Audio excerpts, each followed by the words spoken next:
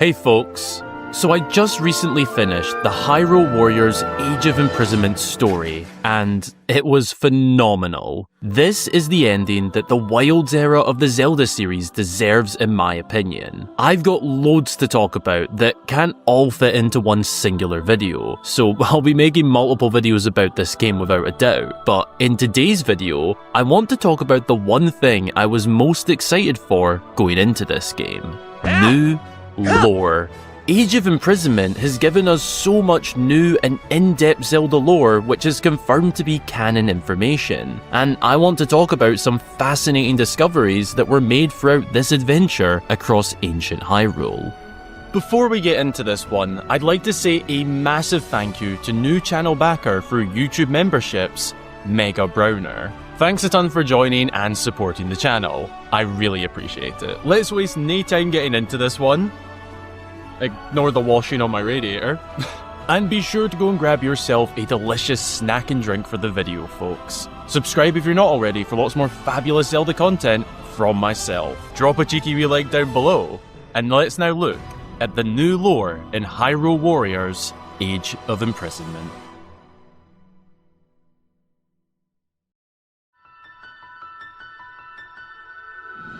The opening chapter of this game is actually one of my favourite parts. Forget the epic battles that take place across Hyrule, never mind flying through the sky and blasting rockets at a Gleeok. It's Zelda's early days in the ancient kingdom of Hyrule that have my attention now looking back at the whole adventure. There's lots of little discoveries during this time, and one thing I'm sure you noticed if you've played or watched the game is that it includes cutscenes from Zelda's memories in Tears of the Kingdom, but expanded.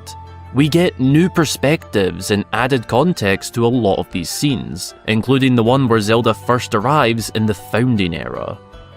During these early stages of the game and exploring the ancient Great Plateau, there's a piece of lore that we discovered that I found really interesting. After battling off a wave of shades, some of which that had taken possession of Hylian Knights, we come across a Shrine of Light. The same Zonai shrines that we first saw in Tears of the Kingdom, used to test Link's ability and progress through that game. We actually get to see how these shrines were blessed by Rauru and Sonia. Together, they combine their sacred light power to bless the shrine and activate it. This helps to keep away evil beings like the Shades that have been appearing more frequently across the land. The position the king and queen take whilst performing this is the same one we see inside the shrines during Tears of the Kingdom, a small but interesting detail. It was said by Tears of the Kingdom's director, Hidemaru Fujibayashi, back in 2023 that the shrines were actually built before Rauru founded Hyrule. Before the Demon King appeared, there were other evils in the land. He said that shrines were originally placed above where a demon had been destroyed, ensuring it will not reappear. Not long after this, we get some bloody stunning looks at the original Hyrule Castle on the Great Plateau, and this was one of my favourite parts about discovering this game. It's a layered design with several gate points on the way up, and clad in beautiful banners and designs on all levels. It's an absolute marvel to look at, and we even get more internal shots than in Tears of the Kingdom. Much like Hyrule Castle of the modern era, we see two colour themes in the castle's banners and decor, red and blue. In the modern day, these are used to differentiate between hallways and passages for the knights and staff within the castle, and those which are for the royal family and those close to them. It's not clear if this is for the same purpose back in this era, but it does show us that this theme is carried over several eras of time all the way to the modern day. We see interior hallways while Zelda is given royal garbs to help her fit into this time frame a little better. We learn here that she got her ancient outfit from Linalia. We also get more of Mineru's study, as Zelda became pretty close with the Zonai researcher during her time here. We get a much better look at the throne room as well, which is gorgeous, fit with beautiful stained glass windows, dining tables, water features, and even 2 levels, making this one of the coolest throne rooms in the Zelda series. Zelda's early days here are followed by training battles, and eventually the Molduga Assault, which begins to really kick off the game's story. Seeing more of ancient Hyrule's architecture was something I was very excited to discover, and simply just see more of prior to release. This is some really cool lore and history that we didn't see in Tears of the Kingdom, and Age of Imprisonment did not disappoint in showing us that.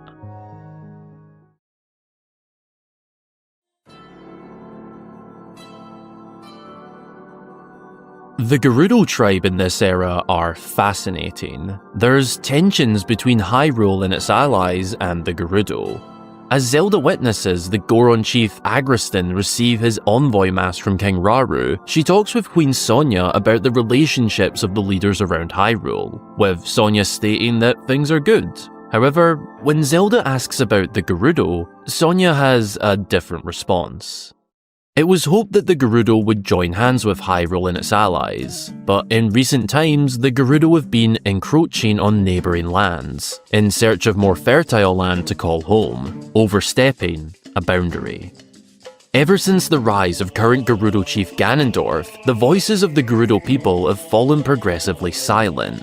Hearing the name Ganondorf alone sends a wee chill down Zelda's spine.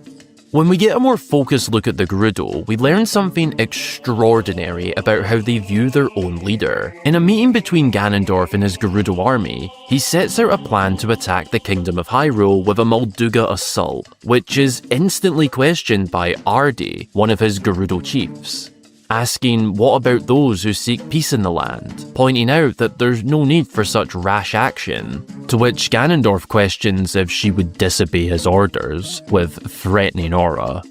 To which Ardi says, of course not. Outside of Ganondorf's two masked guards, who aren't named in the game but we do know are likely to be Kotake and Koyumi, as their names are written on their clothing, the rest of the Gerudo appear to be quite against or at least hesitant towards Ganondorf's ways of going about things. But due to the fear he has struck within them, they just obey orders. There's a high contrast between life over here and life in Hyrule. The relationship between the Gerudo people and their leader is more just a job run on fear. Following the Gerudo assault, Ardi and her team have to retreat after Rauru, Sonia, Zelda, and the Hylian soldiers pin them back. After managing to collect themselves, something unbelievable happens. The two masked Gerudo warriors appear, but not to deliver new plans. Rather, they've been ordered to deal with who Ganondorf calls the traitors. Shades are then summoned to try and kill this group of Gerudo warriors. Their own leader sent out an order to have his own people killed. This shows how greed drove Ganondorf's decisions and how little regret he had for his own people. They were tools to the Gerudo chief, not people. Ardi and her crew might not have survived this betrayal of their leader if it wasn't for the arrival and assistance of the mysterious construct and Calamo, who caught wind of the ongoing assault from a distance, forcing the Masked Two to report back to Ganondorf, telling him that they failed. This opening chapter of the Gerudo's story is incredible to see. In past Zelda games that included both the Gerudo and Ganondorf, they were always on his side, but in this era, they disagreed with his plans, creating a tension and eventually a split within the Gerudo. Ganondorf had gone power hungry and didn't really care what happened to his people. As long as he gets his way, he couldn't have cared less about them.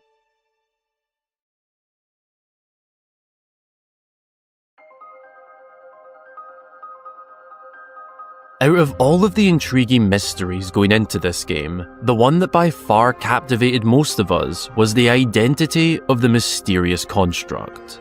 A Zonai-built warrior who joins this adventure. I was pleasantly surprised to see that the game opened with a cutscene on this character, and this was just the beginning of the insane lore drop this construct brought us.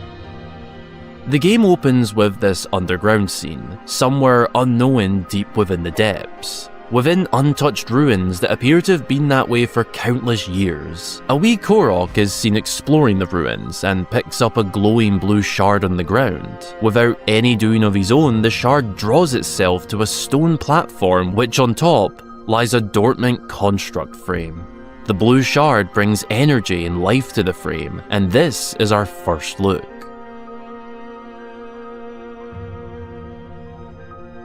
A little later on, Minoru, Zelda, and Rauru head down to the depths below Tobio's Hollow to try and explore further. Through battling monsters and using their sacred light powers to open an ancient Zonai locked door they found, the trio managed to enter ancient passages that haven't been explored for some time. There's a Zonai written warning to stay away. Whatever lies ahead was clearly hid away for a reason. After venturing further into these passages, the trio passed by a now destroyed Zonai sealed door. Whatever it was locking away was meant to remain untouched. It's after they pass this door that we see the very same technology from the game's opening, only there's multiple of these construct frames laying here. Rauru quickly realizes that this might be the very same technology that led to the Zonai's downfall, and tells Minoru to be careful. She wants to research the technology in case it is the source of the Zonai's downfall, and hesitantly, Rauru allows this on the condition that she does not activate them. Further into the story, as Ganondorf is preparing for his most malicious attack yet, right after he found out about the construct that helped save the lives of Ardy and her group, the Demon King set out a puppet of Princess Zelda to gain access to the ancient ruins down in the depths and take a look for himself at this technology that thwarted his plans. It's here that Ganondorf's puppet uses his red malicious gloom to infect the construct and bring it to life. Only this one is not powered by a bluish green energy. This construct is filled with red energy and malicious intent. These powerful warrior weapons that the Zonai created long ago can be powered by both good energy sources as well as evil, which is very likely to be a reason that these powerful weapons were sealed away. We learn here that evil can power them, but what exactly was that blue shard that's powering the other construct? We learn a little later in the story that that blue shard is a fragment of the Master Sword, the very same one which split during the opening scene of Tears of the Kingdom. When Zelda fell into the abyss, a shard of the Master Sword was sent into the past with her, and that's how it got here. But it didn't transport to where Zelda was brought, rather, it ended up here, but it's never actually explained why. The important thing here is, what's powering this construct is actually the Master Sword, which makes a lot of sense now as to why we heard Fi's theme in the trailers for this game. A subtle, but cool connection to the spirit within the blade. We see just how powerful this technology really is throughout the game's story, both seeing heroic efforts and valiant battles from the Knight construct fighting on our side, but also from the evil, corrupted construct. During Ganondorf's assault on Hyrule Castle, King Rauru has an encounter with the Vessel of Darkness. Firsthand, the king gets a taste of just how strong these ancient creations of the Zonai are, especially in the wrong hands. It's rapid with its movements, explosive but precise, a machine with a task at hand, programmed to not stop until the task is complete. Rauru doesn't manage to defeat the construct, only hold it off for a time, but this was part of Ganondorf's plan to distract the king, whilst he goes for Queen Sonia.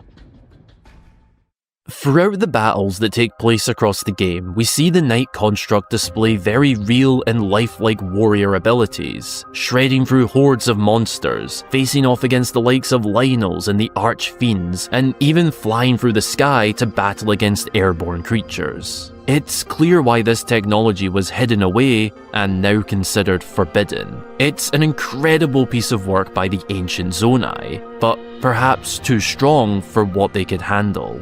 We see the absolute peak of their abilities during the final battles of the game. As Rauru, Zelda and co are trying to seal Ganondorf down in the imprisoning chamber, the two constructs battle it out in one of the most well-matched duels in the Zelda series in Hyrule Field. Through blade on blade to dogfighting in the skies, the constructs show us exactly how powerful they are, and why this technology had to go. Whilst it could be used for good, it can just as easily be used for bad. As to what happened in the past with this forbidden technology, the events that quite possibly led to the decline of the Zonai, we don't know. But it's heavily implied, and more than likely, that it was related to these constructs. This is still a new discovery to Rauru and Minoru, and there's no records discovered during Age of Imprisonment telling us of any past events, leaving that side of this new lore a complete mystery.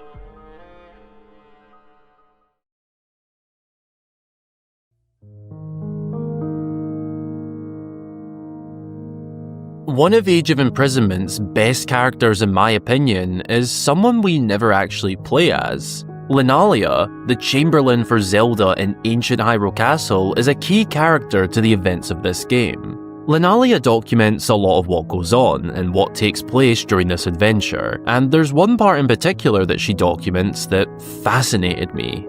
Following the sealing of the Demon King and the defeat of the evil construct, we're treated to some huge lore scenes, and one of which shows us the ancient murals that we'd go on to find below Hyrule Castle in the modern era. The very same ones that we see at the beginning of Tears of the Kingdom. They tell the tale of what transpired in ancient times, a warning of the Demon King's inevitable return. These murals were created by none other than Linalia. We see her in progress at the end of the game whilst chatting with Zelda and Minoru. Linalia hopes to keep their story alive for generations to come, as well as have a reminder and warning about the great danger that lies beyond this site. We know Hyrule Castle was built over the imprisoning chamber, but we don't get to see that happen. For all we know, that took place a little while after this, though we do get to see the murals that would eventually be found below Hyrule Castle. Interestingly, Linalia really wants to document the Night Constructs part of this story, but due to it being part of the forbidden Zonai technology, the same that is believed to have been what caused the downfall of the Zonai, in order to protect future generations, the decision was made to leave that part of history in the past. Despite Linalia feeling as though that's forgetting their friends. Though Zelda helps her to see a better view on this, which actually leads me into the final discovery of the video.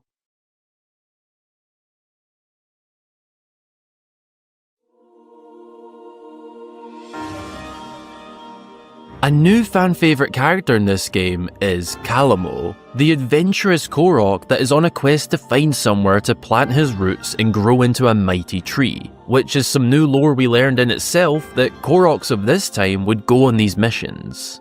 Throughout the story, Calamo is by the side of the Night Construct. The two create a very close bond that remains unbroken to the very end. After successfully taking out the evil construct, the Night Construct falls to pieces post-battle at the end of the game. Calamo runs to the construct, begging for him to hold on, but his bud is no longer with us. The remains of the Night Construct lay hollow and cold in this part of Hyrule Field, and in a touching moment, Calamo makes the decision that this will be his final resting place as well. This battlefield, where he and his friend fought off the evil construct counterpart, is where not only the Night Construct's journey ends, but Calamo joins him, honouring his friend. Going back to the previous entry, Zelda told Linalia that they wouldn't be forgotten. The land would be a reminder of their efforts and place in history.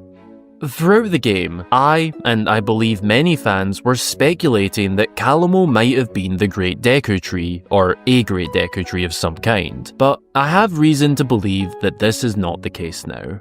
There is, however, a really interesting answer that connects full circle to the modern day of Breath of the Wild and Tears of the Kingdom.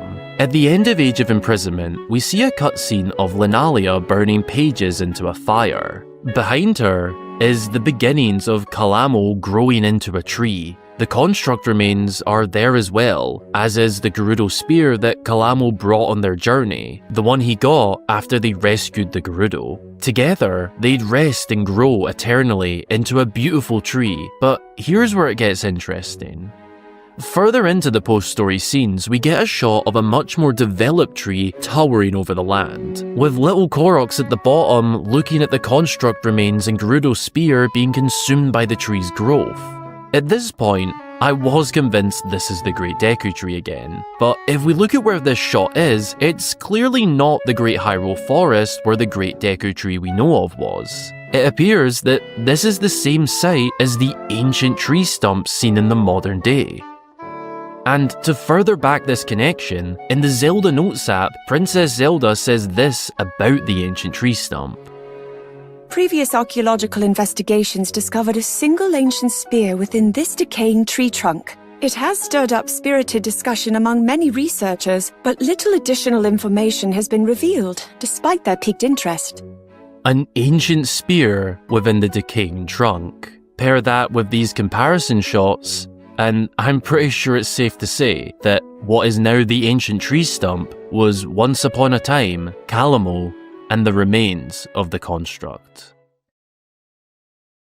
Thanks a ton for watching, folks. What's your favourite piece of new lore from Age of Imprisonment? I've honestly been blown away with all the new information this game has given us, and I've got lots of video ideas that I want to cover real soon, so expect a lot more videos on this game. If you've enjoyed, be sure to drop a wee like down below, and consider subscribing to the channel for lots more fabulous Zelda content from myself. A big thank you goes to all of my channel backers across both YouTube memberships and Patreon. I offer some exclusive vlog style videos, behind the scenes looks at videos, your name at the end of all of my videos, and a shout out when you join. If you'd like to help support my videos beyond just watching them here on YouTube, which is already massively appreciated, then check out the supporting links down in the description. Also down in the description are links to all of my socials where you can keep up to date with me and see what I'm up to, as well as a link to my Discord server, which you're all more than welcome to join. And a massive shout out goes to the mod team. That server doesn't run without you guys.